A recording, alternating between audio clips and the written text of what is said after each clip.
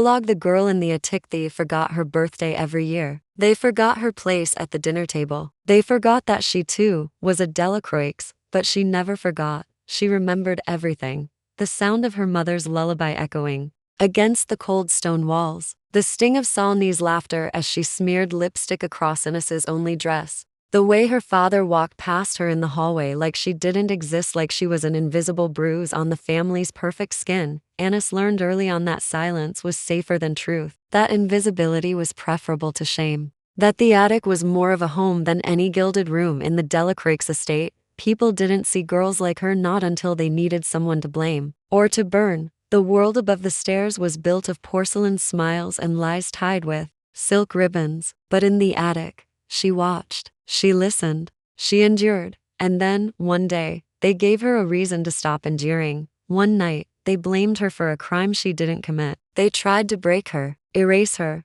but what they didn't know was this: you can forget a girl, you can bury her name, but you cannot kill what was forged in silence. And when she returns, she won't come back as the girl in the attic, she will come back as a storm. Chapter 2. The death of Anaïs and the rise of someone else. She left Paris on a train that no one remembered boarding. Wrapped in a coat 2 sizes too large, with nothing but a satchel of worn clothes, a forged passport, and the final words her lawyer whispered before vanishing: "They'll never clear your name, Anaïs. You weren't meant to win." The window beside her blurred with rain as the city slipped away like a bad dream. She didn't look back, not once. What was there to return to? A house that had never been hers? A father who never called her by name? An empire built on betrayal, where even love had teeth? No, Anaïs Delacroix was dead. She died the night Saulney cried crocodile tears on marble steps and Louis Tremblay stood still watching her get dragged away like a criminal without uttering a single word.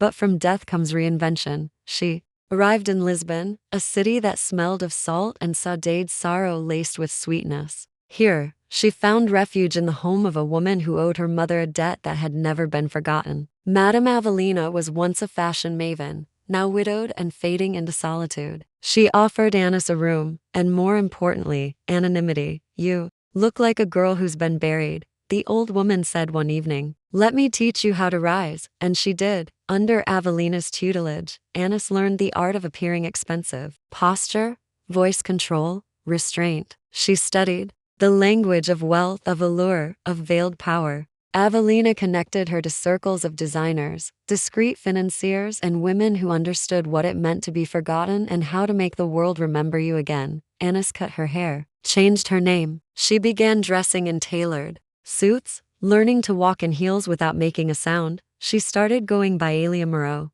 Alia didn't apologize. Alia didn't flinch. Alia didn't love Dot in the mornings. She worked in a boutique that sold silence in the form of custom silk. At night, she took online finance courses under a pseudonym, tracing every wire transfer that once destroyed her. Within months, she was freelancing under the radar, rebuilding her credibility in underground circles, using skills no one ever thought she'd need. What burned inside her wasn't revenge. Not yet. It was clarity. She didn't need to get even. She needed to become someone they could no longer touch. 2 years passed. By the time she turned 28, Alia Moreau had already helped negotiate the quiet sale of a crumbling Italian villa into the hands of an up-and-coming art collective and doubled their investment within 6 months. That was how Adrien Falk, one of the most ruthless venture investors in Europe, noticed her. He invited her to Geneva for a brief conversation. She wore black, spoke little, and closed a deal in 12 minutes that left his senior staff speechless. Within weeks, she had a new title: Consultant in Crisis Rescue Acquisitions, a mouthful, but a powerful one. She wasn't just back, she was a weapon, and soon, very soon, she would return to Paris. Not as Anaïs, but as someone the Delacroix family would never see coming. And this time, she would be the one writing the headlines. Chapter 3. The first move. Paris had not changed. The Seine still curled like a ribbon of secrets through the heart of the city. The cafes still whispered in clinks of glass and cigarette smoke, and the Delacroix name still ruled the headlines like royalty. But Alia Moreau was no longer a servant in its kingdom. She had become something else entirely. An enigma, a threat, a storm wrapped in silk. She stepped off the private car at Rue de Rivoli. heels clicking against ancient stone. The doorman of the Adela pavilion bowed deeply, not because he recognized her, but because people like her were meant to be bowed to. She moved like someone untouchable. The room she checked into overlooked the Louvre. A suite too luxurious for Anne, a known independent investor. But no one asked questions, not when her name had begun circulating in Geneva, Milan, and Berlin as the elusive woman who saved dying empires. She ordered jasmine tea, unpacked a single suitcase, and opened her tablet. Target 1. Alia Delacroix, the birthday girl who once handed her the car keys in the rain, who once smiled as Anis was escorted away in handcuffs. Alia was now the rising star of Delacroix Industries, recently appointed head of marketing after her third cosmetic campaign went viral. Pretty face, no substance. A PR darling kept afloat by her father's reputation and Louis Tremblay's connections, weaknesses, vanity, need for validation, secretly insecure about her intelligence, assets, a popular social media following, a fragile relationship with Louis. Greatest fear, public humiliation. Alia smiled coldly. There would be no blood, just mirrors. And mirrors never lie. That afternoon, she attended the Orem Gala, the most exclusive luxury networking event of the year, hosted inside the restored Grand Palais. Her name had not appeared on the list, but she had already bought her way in through a strategic investment in the hosting sponsor's newest jewelry line. Draped in a midnight velvet dress, lips stained wine red, Alia walked into the gala like gravity itself bent around her. And then she saw him, Louis Tremblay, older, sharper suit, same detached arrogance. He stood with Alia on his arm, laughing with a group of investors from Munich. But when his eyes met hers, even for a flicker, something shifted. He stared too long, a heartbeat longer than polite. She tilted her head, just enough, a silent challenge, and then looked away, as if he wasn't worth a second glance. He followed her with his eyes. Good. Let the ghosts come alive. Alia noticed. Who was that? She hissed into Louis's ear. He shrugged, but his voice was low. No idea. Geneva, maybe? She looks familiar. Alia narrowed her eyes. Alia, across the room, caught it all, the tension, the possessiveness, the flicker of something dangerous. She smiled and walked toward the bar, ordering a single glass of Bordeaux. As she sipped, her phone buzzed. A message from one of her confidential assistants. Phase 1 initiated. The fake press inquiry about Alia's college plagiarism has been submitted. The journalist owes us a favor. Watch her spiral. Alia didn't even blink. Let Alia panic. Let her wonder why a ghost from the past wore perfume made of secrets. Let the first domino fall. This wasn't revenge. This was reclamation. She didn't want to destroy them. She wanted them to see her, finally, and realize who she had become. Too late to stop her. Chapter 4. The smile behind the mask. Alia Delacroix was not used to being ignored, ever since she learned how to bat her lashes. At age 5 and like convincingly by age 7, the world had handed her everything: dresses, deals, attention, applause. But that night at the Orem Gala, something shifted. Someone shifted it. The woman in velvet, tall, poised, magnetic, had walked into the room like it already belonged to her. And worst of all, Louis had noticed. Not with words, not with a touch, but with silence. With the way his gaze had lingered, confused, intrigued, almost reverent. Alia hadn't felt that kind of threat in years, and she hated it.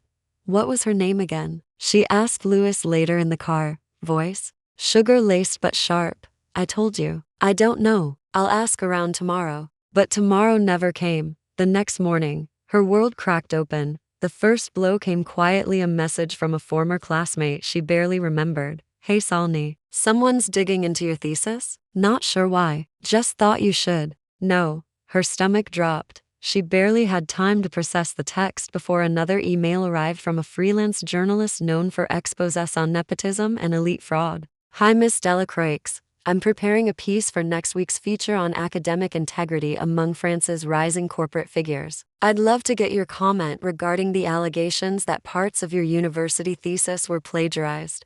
Alia's hand trembled. She closed the laptop and screamed. Her father was in Milan for a board meeting. Louis had left early for a legal consultation. And she, the glamorous, untouchable Alia, was suddenly 12 years old again. Afraid someone might take her toys away. Who would do this? How did they know? And then she remembered the woman's face. That look, that indifference, that smirk like someone who had nothing to lose and everything to say. She clenched her jaw. No. It couldn't be. Anaïs was gone, banished, forgotten, dismissed like a stain on marble, wasn't she? Meanwhile, across the river, Alia sipped her coffee on a sunlit balcony and read the email thread her assistant forwarded. The bait had worked faster than expected. Salni's desperation was already circulating among PR firms and family lawyers. Good, but that was only the surface. Alia didn't want Salni ruined. She wanted her naked, exposed, trembling, and forced to face everything she once hid behind sequins and daddy's money. That evening, Alia attended a private wine tasting hosted by the Tremblay Foundation, where Louis would be giving a speech. She wore white, a silk pantsuit with a high collar and no jewelry, save for a thin chain at her wrist, the same one her mother had given her before she died. No one noticed it, but it burned like fire against her skin, a reminder of where she came from, of why she was doing this. Louis noticed her immediately. His voice stumbled mid-sentence when she walked in. She didn't approach. She didn't need to. She let his curiosity fester like an old wound reopen. After the speech, he found her near the terrace. "You're not from Geneva," he said. She smiled politely. "I'm from nowhere worth remembering." He chuckled, but his eyes narrowed. "Have we met?" Alia tilted her head. "Not really. Your face feels familiar," she finished for him. "Or forgettable." He was disarmed, a touch embarrassed, and oddly fascinated. "I'm Louis," he said, extending his hand. She took it, briefly, coldly. Alia. No last name," she replied, eyes fixed on the city lights. "Only ghosts have those." He stared at her, unsure whether to be charmed or unsettled. She turned to him, finally letting her gaze meet his. "Some women disappear," she said. "Others evolve." Then she walked away, slow, poised, untouchable. And Louis Tremblay, for the first time in years, didn't know which one she was. Chapter 5. When the puppet pulls the strings. Louis Tremblay hadn't been haunted by a woman in years, not since Anaïs. But Alia Moreau was different. She didn't haunt like a memory. She haunted like a mirror, reflecting everything he'd once overlooked, once discarded. He found himself searching for her name in guest lists, scanning the faces of women in elevators and meetings, hoping for a second glance, hoping she'd speak to him again. She didn't. Alia had no intention of chasing attention. She let it come, and when it did, she wielded it like a blade. In the week that followed, Salni's world tilted on its axis. The journalist digging into her thesis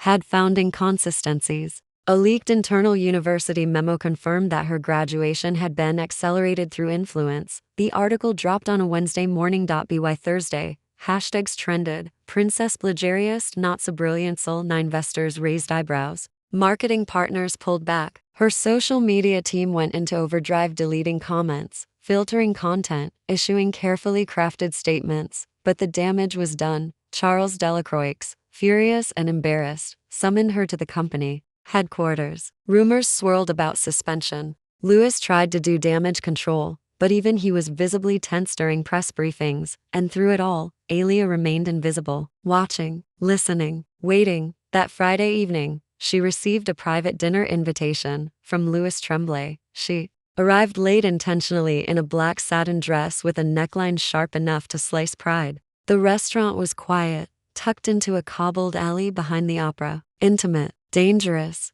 He stood when she entered, eyes dark, curious, maybe even hungry. "You're not easy to find," he said. She smiled. "Good." They talked for nearly an hour. Politics, art, finance. She mentioned Geneva, Istanbul, Sao Paulo, places she had never truly lived, but knew how to wear like perfume. He was enchanted, but not fooled. "There's something about you," he murmured, leaning closer. "Something that feels unfinished." She raised her glass. "Perhaps I'm just what happens when you leave something unfinished for too long." He blinked just once. She saw it, that tiny twitch of memory behind his calm exterior. Anaïs had once said something similar in the garden, years ago, when he'd accidentally called her by the maid's name, but Louis brushed the thought away. Anaïs was gone. Anaïs was weak. And this woman, this Alia, was anything but. The next day, Alia made her first real move. She contacted a boutique law firm that had quietly helped whistleblowers dismantle 3 conglomerates. Through encrypted channels, she handed over evidence she'd spent years collecting: silent theft, falsified reports, and offshore transfers linked to Delacroix Industries. Most of it was tied to Antoine Bernier, the CFO who had once framed her and now sat smugly beside Charles at every board meeting. But this time, she didn't send the files anonymously. She attached a name, Alia Moreau, independent consultant. Geneva. Let them see her. Let them sweat. And most importantly, let them wonder what else she had. By Sunday evening, Antoine was in panic mode. He called Charles. He called Saulny. He even reached out to Louis. I think someone's trying to blow this up from the inside, he whispered over the phone. He was right, but he was years too late. Chapter 6. Shadows of the past. The Delacroix offices had never been quiet, but that Monday morning, silence hung heavy over the boardroom on the top floor, thick, anxious, like the air before a storm. Charles Delacroix sat at the head of the long mahogany table, flipping through the printed dossier Antoine had just delivered. The papers trembled in his hand. Unauthorized transfers, misreported revenue from a branch in Luxembourg, client accounts that didn't exist. It's sabotage, Antoine muttered, wiping sweat from his temple. It's someone from the outside. They've been watching us for a while. Charles's voice was cold. You told me the Anaïs incident was contained. Antoine swallowed hard. It was. She disappeared. No trace. Silence. Until Louis, who had remained quiet in the corner, spoke, voice lower than usual. There's someone new in the investor circuit. A woman. Alia Moreau. The name dropped like a stone. Charles turned sharply. Who? Louis didn't answer immediately. Instead, he reached into his jacket and pulled out a discreet photo from the gala. Alia in her white suit, eyes shadowed, lips set in defiance. Antoine squinted. She's been in the press, hasn't she? Geneva, Brazil. She was involved in that Venice restructuring. Louis nodded slowly. She's involved now. With us?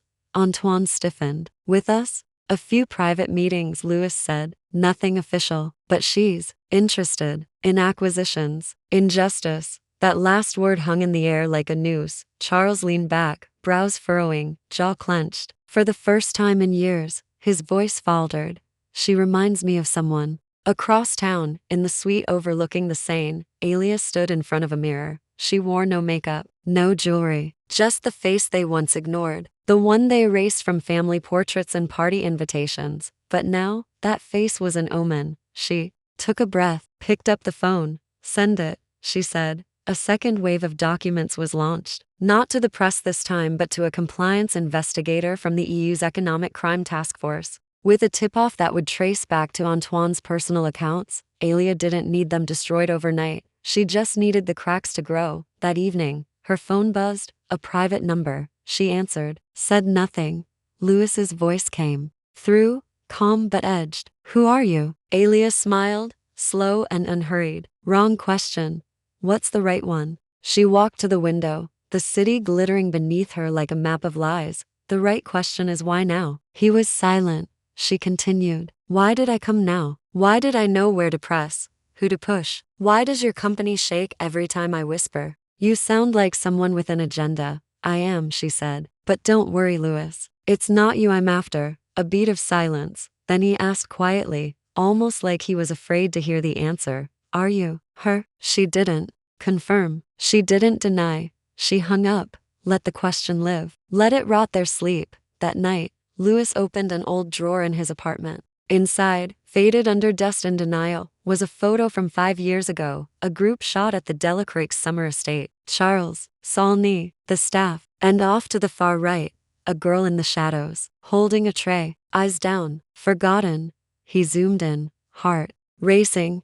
The curve of the jaw, the shape of the mouth, the look not of someone trying to belong, but trying not to shatter. Anaïs, Chapter 7. The face beneath the water knock on the hotel door was soft, too soft for a man like Louis Tremblay, always confident, always certain. But that night, standing outside suite 812, he wasn't either of those things. Inside, Alia didn't move at first. She had been expecting him. The call, the confrontation, the silence that always preceded collapse. She walked to the door, heels silent on the marble floor, and opened it with the calm of someone who had spent years rehearsing this scene. Louis stood there, eyes shadowed, holding the photograph. Her photograph, the one where she wasn't supposed to exist. I was right, wasn't I? He asked, Alia didn't reply. Uranus. She looked at him, really looked for the first time in years, and saw it.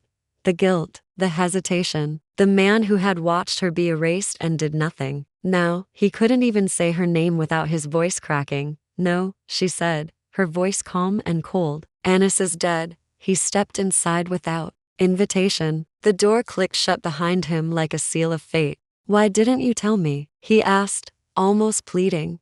Would it have mattered? She replied. Louis opened his mouth, but nothing came out, because deep down, he knew the answer. No, wouldn't have. Back then, he had chosen power over truth, convenience over conscience. You could have fought back, he said weakly. Alia's eyes flashed not with rage, but with something sharper. Sadness laced with steel. Against what? Saulney's lies? Your silence? Your father's money? She took a step forward. I was a maid's daughter, Louis. A name you barely remembered. A girl who brought you coffee while you kissed my sister in front of me. He flinched. I didn't know they would. You didn't want to know. Silence settled between them like a ghost in the room. He finally spoke, his voice small. Is this revenge? She smiled, slow, devastating. This is reclamation.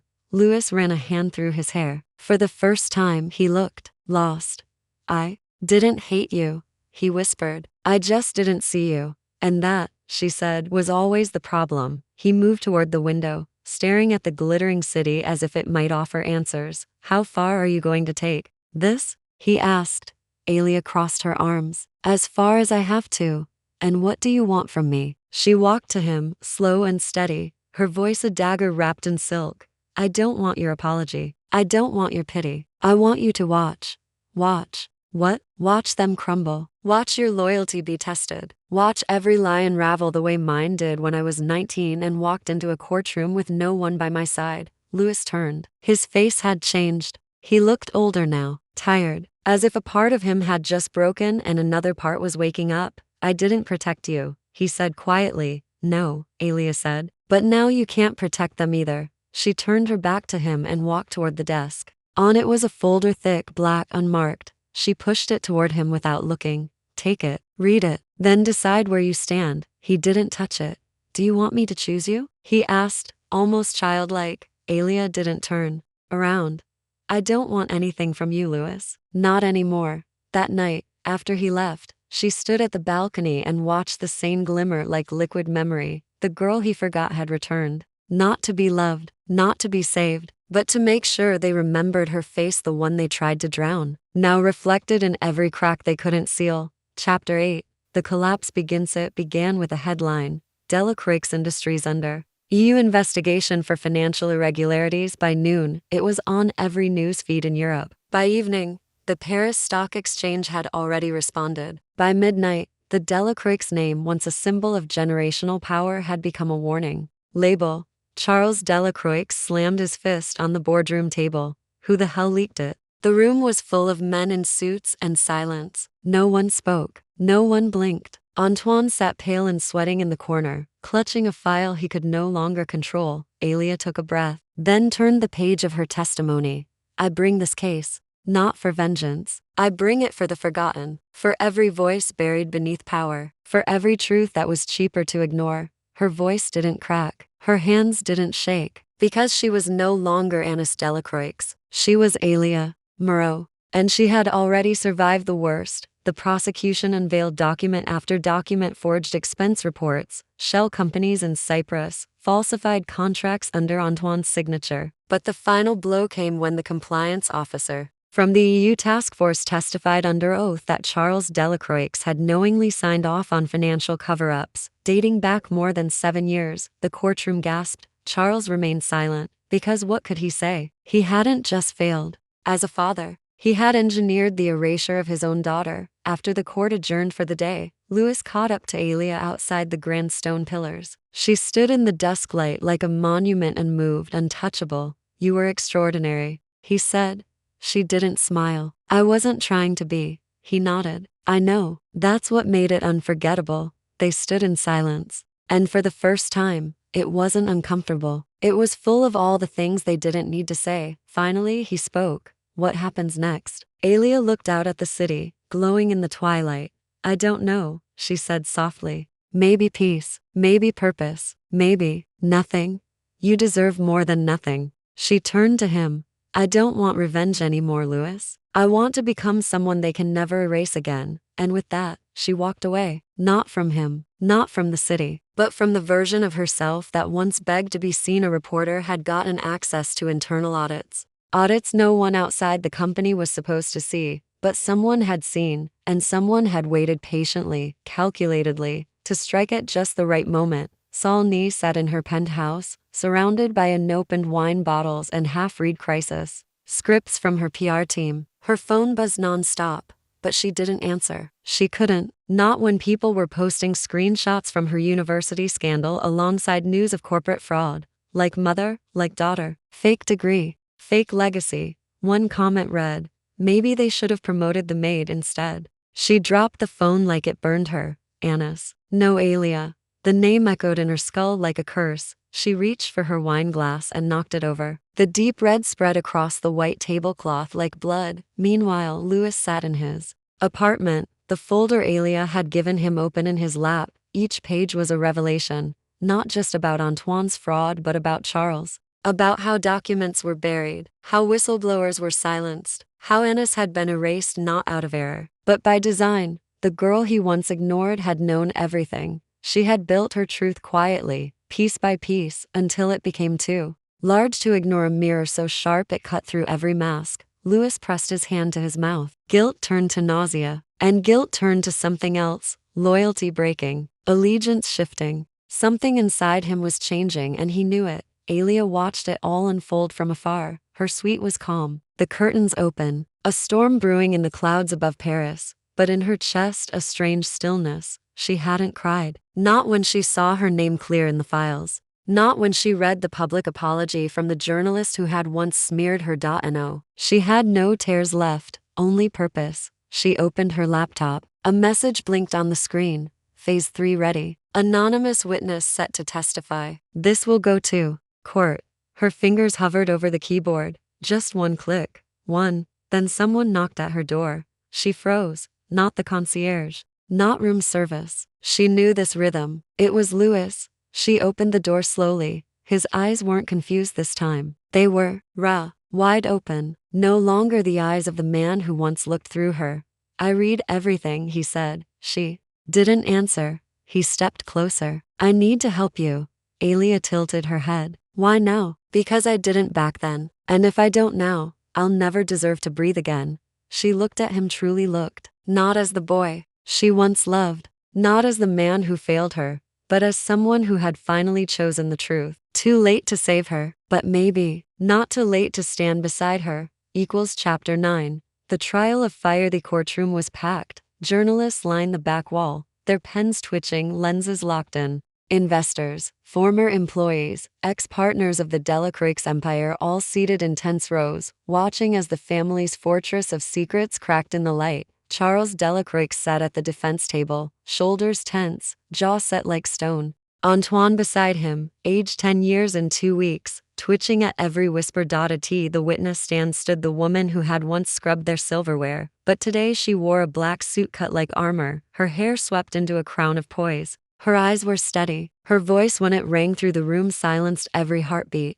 I was 19 when I was accused of leaking financial data, she began, voice even. I was not offered a lawyer. I was not offered protection. I was offered only silence, the kind that chokes and erases. Louis sat in the second row, unmoving, his eyes never leaving her. Saulny wasn't in the room. She had fled the country 2 nights before, citing emotional distress. Rumor had it she'd checked into a spa in Geneva, hoping scandal couldn't find her there. It already had. Chapter 10. The woman who chose herself. Spring came late that year. Paris bloomed in soft pinks and golds, as if the city itself was trying to make amends for a winter that had been too long, too cruel. The scandal had settled, but its echoes still rippled through corridors of power. Charles Delacroix had resigned. Antoine was under house arrest, awaiting trial. Saulny had quietly deleted every social profile and hadn't shown her face in public since.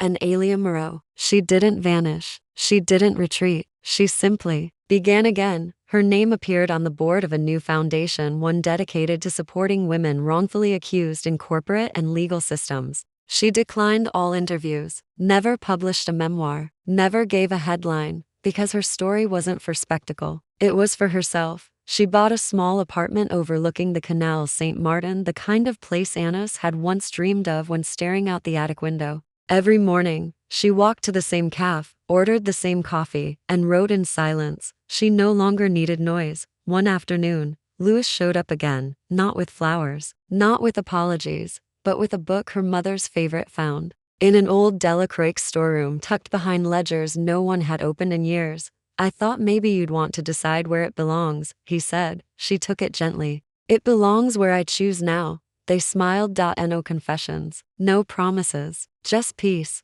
That night, she walked along the Seine alone. The water reflected the sky like a quiet truth, deep, dark, and endless. For the first time in years, she wasn't walking away from something. She was walking toward something, toward a life not built on vengeance, but on clarity, on dignity, on power that needed no witness. She paused by the bridge, closed her eyes, and breathed, not as Anis, not as Alia, but simply as herself. To the women who were forgotten, erased, or silenced, this story is for you. You don't need a crown to rise. You don't need revenge to reclaim yourself. You only need to remember who you are and never let the world forget you again. If this story touched something deep in you, follow this channel for more powerful journeys of transformation, justice, and the kind of strength that doesn't scream but endures. Because sometimes, the quietest girl in the room is the one writing everyone else's ending.